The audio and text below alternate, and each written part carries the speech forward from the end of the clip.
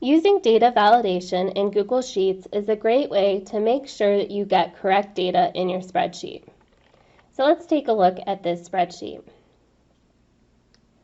If I go up to Data and I choose Data Validation, I get a pop-up box that allows me to say what is allowed to be in this cell or what can't be in this cell.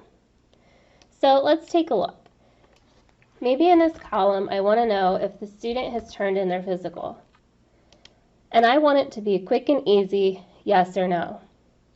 I can go up to Data and then Data Validation, and I can choose the criteria that I'm going to select for this cell. So I can say a list of items, a number, a text, date, custom formula, or a checkbox. I'm going to do list of items, and I'm going to write yes and no as my two options. I then can see these in a drop-down list, and I can have it show a warning if somebody tries to type anything else in these cells. If I want, I can show validation help text, so I could say the value must be yes or no. And when I'm happy, I click Save. Now in this cell, there's a drop-down menu, and I can simply click yes or no. To copy your data validation down to other rows, when you click on the cell, you'll see a blue box surrounding the cell, and then a thick blue box in the bottom right corner. That's called your fill handle. You can click that and drag it down, and now the data validation is copied for each of those cells.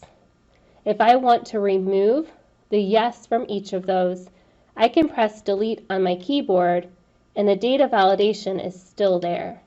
So I can still use that drop-down menu and choose yes or no. I could also start typing and that data would pop up.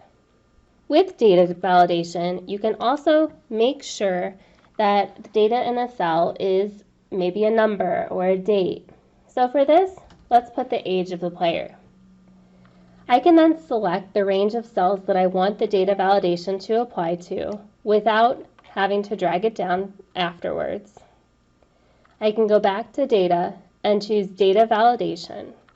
And under my criteria, I'm going to choose Number. When I choose Number, I'm going to say that this number has to be between 5 and 20, because I don't think any of our players would be outside of that age range. Then I'm going to choose Reject Input, meaning if somebody tries to type something else in that cell, it's going to reject it and not let them. Let's click Save. Now if I try in a cell to type in 15, I'll get an error message that says I can't do that. If I go back to the cell and type in the number 15, it will accept that.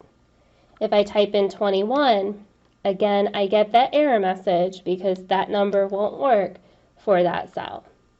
So data validation is a great way for you to easily select data, especially if you have a large list, or for you to limit what somebody enters into your spreadsheet.